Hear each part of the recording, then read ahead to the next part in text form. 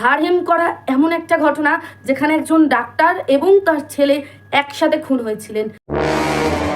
এমন একটা ঘটনা যা শুনলে আপনাদেরও গায়ে কাঁটা দেবে। ঘটনাটি ঘটেছিল উত্তরপ্রদেশের গোরখপুর জেলার শাহপুর অঞ্চলের অশোকনগর কলোনিতে। এখানে যাদব পরিবার থাকতো। এই পরিবারটা অনেক সম্মানিত পরিবার ছিল, কারণ 3 ভাইয়ের মধ্যে বড় ভাই রাজকুমার যাদব ছিল একজন ইন্সপেক্টর এবং ছোট ভাই ওম প্রকাশ যাদব তিনি ছিলেন একজন ডাক্তার। পরিবারটি কিন্তু বেশ সুখেই ছিল, কিন্তু ঘটনাটি ঘটলো 2016 সালের 21শে জানুয়ারি। কিছুদিন ধরেই এই বাড়িতে কিছু রাজমিস্ত্রি কাজ করছিলেন। তারা ছোট ভাই ওম প্রকাশ যাদবের আন্ডারে কাজ করছিল। তাদের বাড়িতে যেহেতু কাজকর্ম চলছিল, মিস্ত্রিরা 21শে জানুয়ারি 2016 সালে ওম প্রকাশ যাদব তখন অবধি সকালবেলা ঘুম থেকে না ওঠার কারণে দরজায় গিয়ে নক করে এবং দরজায় নক করার পরও তারা দেখে কেউ দরজা খুলছে না। তারপরে তারা জোরে জোরে ডাকাডাকি শুরু করে, তখনও কেউ দরজা খোলে না। তখন তারা দেখে দরজাটা কিন্তু আটকানো নয়, ভেজানো রয়েছে। তখন তারা দরজা খোলে, ভেতরে ঢোকে। তারা ভেতরে ঢোকার পর যে দৃশ্যটা দেখে তাদের শরীর ঠান্ডা হয়ে যায়। তারা এতটাই আতঙ্কিত হয়ে পড়ে, তারা ওপর থেকে সরাসরি নিচে নেমে আসে এবং চিৎকার শুরু করে। আশেপাশে লোকজন জড়ো হয়ে যায় এবং তারা মিস্ত্রিদের জিজ্ঞাসা করে যে ঠিক কি হয়েছে।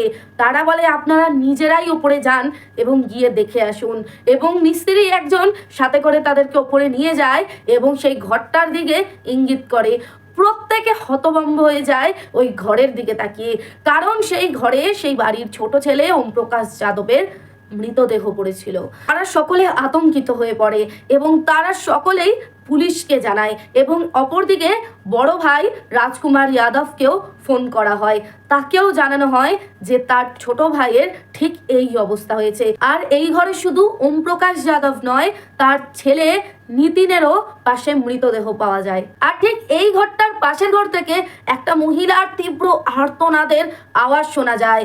একটা মহিলার চিৎকার শুনে সবাই সেই ঘরের দিকে যায় এবং দরজা খোলে। খোলার পর দেখে ওম প্রকাশ যাদবের স্ত্রী একদম উদ্গ্রীব অবস্থায় সে দাঁড়িয়ে রয়েছে এবং দরজা খোলার সাথে সাথে সে ছুটে চলে যায় পাশের ঘরে এবং সেখানে গিয়ে সে তার স্বামী এবং তার সন্তানের মৃতদেহ দেখে সে কান্নায় ভেঙে পড়ে এবং সে এতটাই ভেঙে পড়ে তার কাছে মনে হয় যেন তার পৃথিবী সরে গেল এবং সে সাথে সাথে সেখানে অজ্ঞান হয়ে পড়ে যায়। কিন্তু কে করলো ওম প্রকাশ যাদবকে খুন? তার কি কোনো শত্রু ছিল?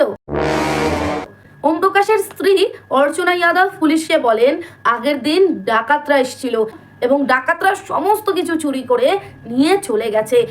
অর্চনা যাদবের ঘর দেখে ঠিক সেরকমই মনে হচ্ছিল, কারণ সেই ঘরের সমস্ত কিছু এলোমেলো ছিল এবং সোনা দানার সমস্ত কিছু লুট হয়ে গেছিল। তাই সকলেরই এই বিষয়টা দেখে মনে হচ্ছিল যে নিশ্চয়ই ডাকাতি হয়েছে। কিন্তু পুলিশ কিন্তু সমস্ত জিনিসকে অন্যভাবে দেখে, এটা কিন্তু মাথায় রাখতে হবে। ওম প্রকাশের স্ত্রী অর্চনা যাদবের বাবা দীপেন্দ্রনাথ যাদব ছিলেন লখনৌতে, সেখানে সিএম এর অফিসে তিনি কাজ করতেন। আর তিনি যখনই এই ঘটনাটা জানতে পারেন, অর্থাৎ ওম প্রকাশের শ্বশুর যখনই এই ঘটনাটা জানতে পারেন, তিনি সাথে সাথে গোরখপুর থানাকে ফোন করে দেন যাতে এই ঘটনাটা খুব তাড়াতাড়ি করে তদন্ত করা হয়। আর সিএম এর অফিস থেকে কল আসায় পুলিশের ওপরেও প্রচুর চাপ পড়ে, আর পুলিশও তাই তড়িঘড়ি করে এই ঘটনাটা কিভাবে ঘটলো তার অনুসন্ধান করতে থাকেন। কিন্তু অর্চনা যাদবের দিকে পুলিশের সন্দেহ গেলেও পুলিশ এই সময় অর্চনা যাদবকে জিজ্ঞাসাবাদ করতে পারে না, কারণ এই সময় তিনি অনেক ভেঙে পড়েছিলেন। আর এই সময় যদি পুলিশ উল্টোপাল্টা কিছু জিজ্ঞাসা করে, পুলিশেরও কিন্তু সম্মান ক্ষুণ্ণ হতে পারে। তাই এই সময় পুলিশ সবার আগে জিজ্ঞাসাবাদ করে ওম প্রকাশের মাকে। ওম প্রকাশের মা পুলিশদের একটা গুরুত্বপূর্ণ ইনফরমেশন দেন। তিনি বলেন তার ছেলের সাথে কিন্তু তার ওয়াইফের সম্পর্ক দিন দিন খারাপ হচ্ছিল। অর্চনা যাদব প্রথম দিকে এই সংসারের সমস্ত কিছু সামলালেও তারপরে তিনি জানান যে এই সংসারের কাজকর্ম তিনি আর করতে পারবেন না, তিনি আলাদা থাকবেন। এটা যখনই তার হাজব্যান্ড ওম প্রকাশ যাদবকে বলেন, সে তখন এই ঘটনাটা মানতে নারাজ হন, কারণ তিনি বলেন আমার বাবা মামাকে ছোট থেকে মানুষ করেছে, আমি তাদের ছেড়ে আলাদা কখনোই থাকবো না। তার বাড়ির লোক কিন্তু সম্মতি ছিল যে তার আলাদা থাকুক, অসুবিধা নেই, কিন্তু ওম প্রকাশ যাদব আলাদা থাকতে কখনোই চায়নি। আর ঠিক এই কারণেই তারপরে তার বাড়ির লোক বলে তাহলে একতলায় তারা যাদব আর ওম প্রকাশ যাদব আর তাদের ছেলে নিতিন তারা আলাদা থাকতো, আলাদা রান্না বান্না করতো। এখন কাজ অর্চনা যাদবের অনেক কমে গেছিল, সে কারণে তার ফোন দেখার, মোবাইল ঘাটার প্রচুর সময় পেত। কিন্তু দিনে দিনে দেখা যায় যে তার মোবাইল ঘাটার প্রবণতা ক্রমাগত বেড়ে চলেছে। এটা নিয়ে বাড়ির সকলেরই মোটামুটি প্রবলেম ছিল, কিন্তু কেউ তাকে তেমনভাবে বলতো না। কিন্তু ওমপ্রকাশ যাদব দেখতে থাকলেও তার স্ত্রী প্রচণ্ডভাবে মোবাইলের প্রতি আসক্ত হয়ে পড়েছে এবং মোবাইলটা সে কিন্তু তার হাজব্যান্ডকে দিতেও অস্বীকার করতো। মোবাইলটা কিন্তু সে তার হাজব্যান্ডকে দিতেও চাইতো না। এই বিষয়টা ওমপ্রকাশ যাদবের মা জানতো এবং এটাই সে পুলিশকে বলে, অর্চনা যাদবের মোবাইল চেক করুন, পেলেও কিছু পেতে পারেন।